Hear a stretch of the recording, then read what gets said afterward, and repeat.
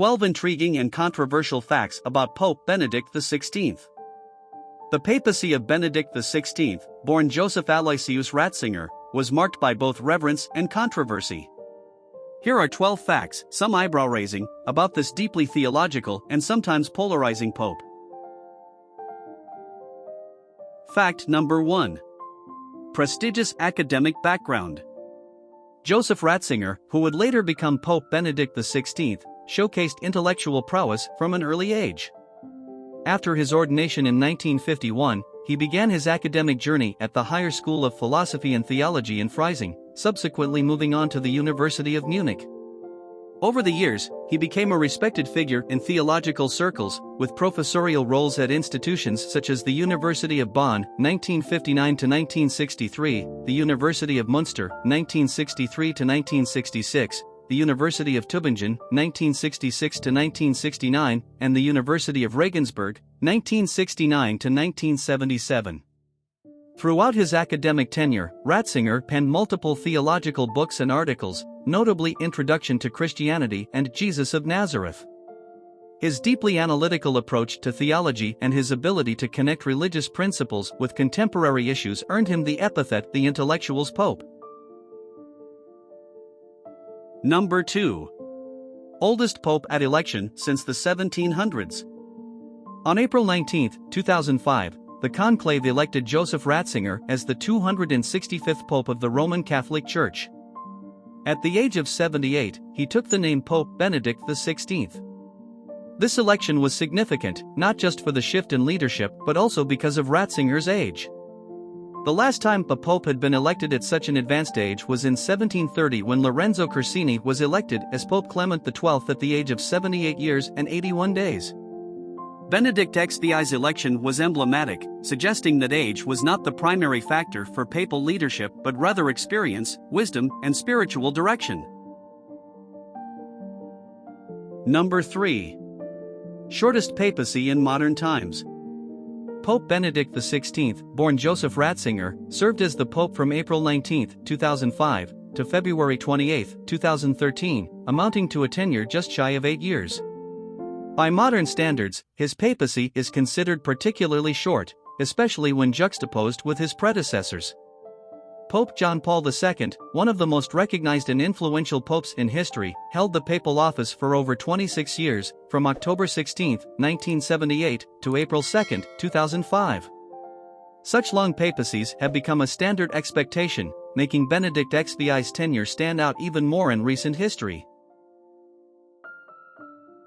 Number 4. Childhood in Nazi Germany. Born in the village of Markl in Bavaria, Germany, on April 16, 1927, Joseph Ratzinger's childhood was marked by the rise and domination of Nazi ideology. While the Ratzinger family was noted for its opposition to the Nazi regime, societal pressures were inescapable. In 1941, at the age of 14, Joseph and his older brother, George, were enrolled in the Hitler Youth, as was mandatory for all German boys of that age at the time. However, it's recorded that Ratzinger was not an active member and soon stopped attending. By the latter part of World War II, a teenage Ratzinger was conscripted into the German Anti-Aircraft Corps, before being sent to Austria to set tank traps. By war's end, he was in an Allied POW camp. Number 5. First pope to resign in 600 years. The act of a pope resigning is incredibly rare in the history of the Roman Catholic Church. So when Pope Benedict XVI announced his resignation on February 11, 2013, the world watched in astonishment. He cited his deteriorating strength due to old age as the primary reason, stressing that the demanding role required both mental and physical stamina. His resignation became official on February 28, 2013. Prior to this, the last pope to willingly step down was Pope Gregory XII, who did so in 1415 to end the Western Schism, during which multiple claimants to the papacy existed simultaneously. Benedict XVI's resignation reignited discussions on the pressures and demands of the papal role in contemporary times. Number 6. Vatican scandal. In what became one of the most embarrassing episodes of his papacy, a series of confidential documents from Pope Benedict XVI's desk were leaked to the public, leading to what the media dubbed the Vatileaks scandal. These leaks unveiled a series of alleged corruptions, power struggles, and internal conflicts within the Holy See. In a dramatic turn of events, the leaker turned out to be none other than the Pope's personal butler, Paolo Gabriele. He was arrested in May 2012 and subsequently found guilty of theft by a Vatican court. Gabriele stated that he leaked the documents out of a love for the Church and Pope Benedict, believing that by exposing corruption, he was doing a righteous act. The scandal highlighted the challenges of transparency and governance within the Vatican. Number 7. Red Shoes Myth. One of the more whimsical facts often associated with Pope Benedict XVI is his alleged penchant for wearing red Prada shoes. However, this claim is more myth than reality. The red shoes that the Pope wore have a deep symbolic meaning, representing the blood of martyrs. Contrary to popular belief and media speculations, Pope Benedict's shoes weren't from the luxury brand Prada. Instead, they were crafted by Antonio Ariano, an Italian artisan, who created them especially for the pontiff. The persistent rumor might stem from the visually striking nature of the shoes, combined with a modern fascination for linking public figures to luxury brands. Regardless, the shoes became one of the most memorable, albeit misunderstood, aspects of his papacy. Number 8. Twitter's first papal user. The digital age saw a new kind of outreach from the Vatican when, in December 2012, Pope Benedict XVI made history by becoming the first pope to have a presence on Twitter with the handle @Pontifex. This name, Pontifex, translates to bridge builder, apt for a move designed to bridge the ancient institution with the contemporary world. Through this platform, Pope Benedict aimed to disseminate spiritual messages and connect with believers globally. His inaugural tweet read, "Dear friends, I am pleased to get in touch with you through Twitter.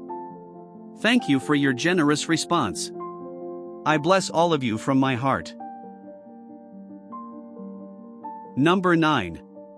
Music lover and pianist. Pope Benedict XVI's passion for music was evident, both in his leisure moments and his theological writings. A talented pianist, he often found solace and inspiration playing compositions, particularly those of Ludwig van Beethoven, Wolfgang Amadeus Mozart, and Johann Sebastian Bach. These maestros' works, which beautifully intertwine spiritual and aesthetic elements, resonated with Benedict's understanding of music as a profound expression of human longing for the divine. Number 10. Lifelong bond with his brother.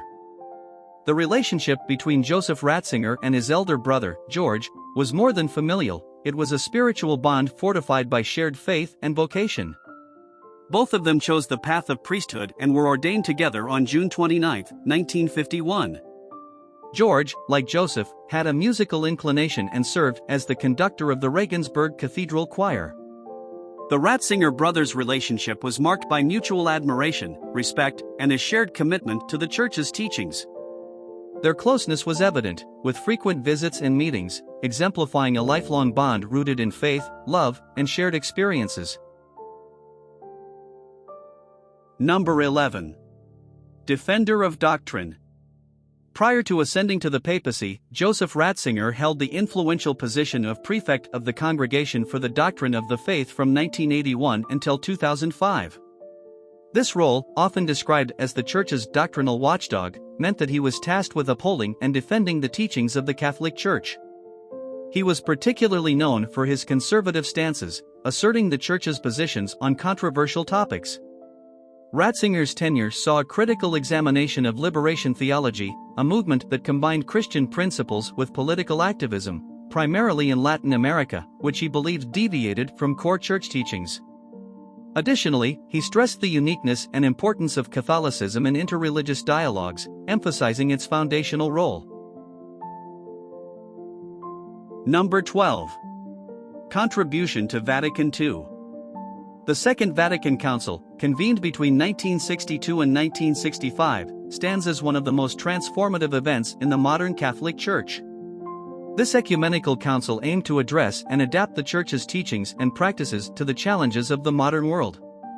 Joseph Ratzinger, then a rising theological scholar, was appointed as a paratus, or theological consultant, to Cardinal Joseph Frings of Cologne. In this capacity, he had a hand in some of the Council's most pivotal documents, such as Dogmatic Constitution on Divine Revelation and Dogmatic Constitution on the Church. His inputs were characterized by a vision to maintain the integrity of church traditions while allowing for meaningful dialogue with the contemporary world.